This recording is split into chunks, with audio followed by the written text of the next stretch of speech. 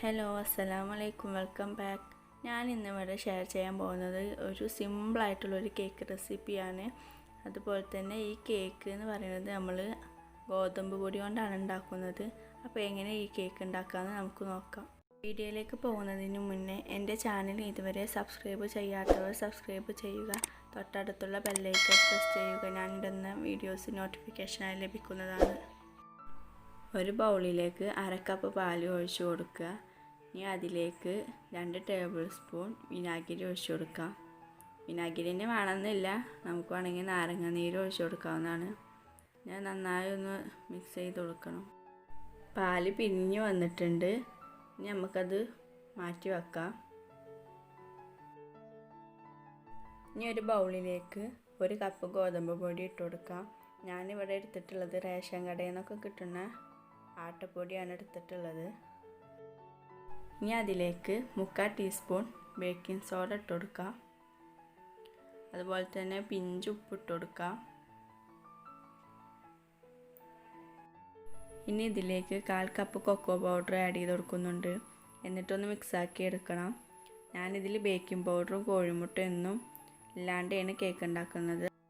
അതൊന്നും ചേർത്തില്ലെങ്കിലും നല്ല സോഫ്റ്റായിട്ട് കിട്ടുന്നുണ്ട് കേക്ക്.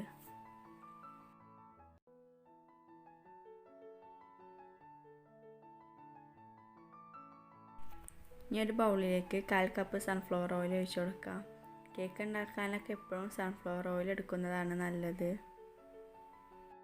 ഇനി അതിലേക്ക് അര കപ്പ് പൊടിച്ച പഞ്ചസാര ചേർത്ത് കൊടുക്കുന്നുണ്ട്. എന്നിട്ട് അത് വിസ്ക് വെച്ചൊന്ന് മിക്സാക്കി എടുക്കാം.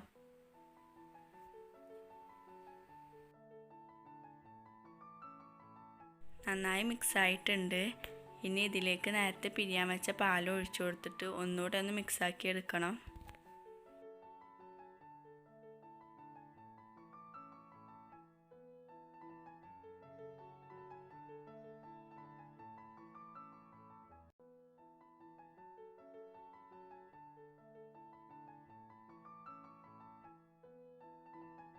മിക്സായി വന്നിട്ടുണ്ട്.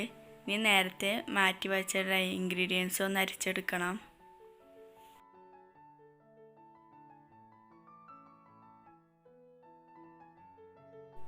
ഇനി ഇതൊരു സ്പാച്ചിൽ വെച്ചൊന്ന് മിക്സാക്കി എടുക്കാം.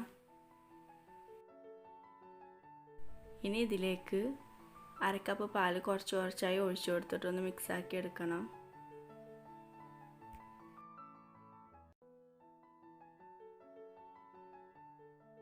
പാലെപ്പോഴും മുഴുവനായി ചേർത്ത് കൊടുക്കുന്നതിനേക്കാൾ നല്ലത് കുറച്ച് കുറച്ചായി ചേർത്ത് കൊടുക്കുന്നതാണ്. ഒരേ ലെവലിലേക്ക് മിക്സാക്കി എടുക്കുമ്പോൾ കട്ട കൂടാതെ നമുക്ക് പെട്ടെന്ന് തന്നെ മിക്സാക്കി എടുക്കാൻ പറ്റും. ബാറ്റർ തയ്യാറായിട്ടുണ്ട്. ഈ ഒരു കൺസിസ്റ്റൻസിയിലാണ് ബാറ്റർ തയ്യാറായി കിട്ടേണ്ടത്. ഇനി ഇത് നമുക്ക് ബേക്ക് ചെയ്യാൻ വെക്കണം. ഞാനിവിടെ 7 ഇഞ്ചിൻ്റെ പാനാണ് എടുത്തിട്ടുള്ളത്. അതിൽ ഓയിൽ പുരട്ടി ബട്ടർ പേപ്പർ ഒഴിച്ചു കൊടുത്തിട്ടുണ്ട്.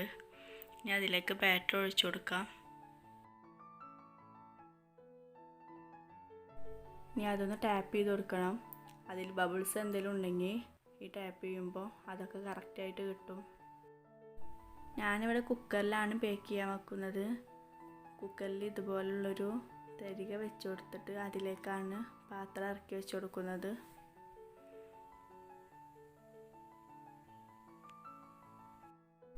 കുക്കറിൻ്റെ വിസിൽ ഊരി വെച്ച് വേണം നമ്മളെപ്പോഴും കേക്ക് ബേക്ക് ചെയ്യാൻ വെക്കാൻ.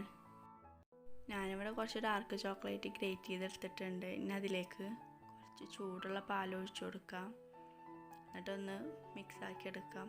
ആ ചൂട് പാലിൽ കിടന്നിട്ട് തന്നെ ആ ചോക്ലേറ്റൊക്കെ ഒന്ന് മെൽറ്റായിട്ട് വരും. പാൽ ഒഴിച്ചത് അധികമായി പോയിട്ടുണ്ടെന്ന് തോന്നുകയാണെങ്കിൽ കുറച്ചുകൂടി ചോക്ലേറ്റ് ഇട്ട് കൊടുത്താൽ മതി. 30-35 മിനിറ്റ് ആയപ്പോഴേക്കും കേക്ക് ബേക്കായി വന്നിട്ടുണ്ട്. മുകൾ ഭാഗം ലെവൽ ചെയ്യാനായിട്ട് ഭാഗം ഒന്ന് കട്ട് ചെയ്തെടുത്തിട്ടുണ്ട്. കേക്ക് നല്ല സോഫ്റ്റായിട്ട് കിട്ടിയിട്ടുണ്ട്. അതിലേക്ക് നേരത്തെ മെൽറ്റാക്കാൻ വെച്ച ചോക്ലേറ്റ് സിറപ്പ് ഒഴിച്ച് കൊടുക്കാം. ഇനി ഒരു 10-15 മിനിറ്റ് ഇതൊന്ന് സെറ്റാകാൻ വേണ്ടി ഫ്രിഡ്ജിലേക്ക് വെക്കാം. കേക്ക് സെറ്റായി വന്നിട്ടുണ്ട്. ഞാനിവിടെ ഡെക്കറേറ്റ് ചെയ്യാനായിട്ട് വൈറ്റും ഡാർക്കും കളറിലുള്ള ചോക്കോ ചിപ്സാണ് എടുത്തിട്ടുള്ളത്.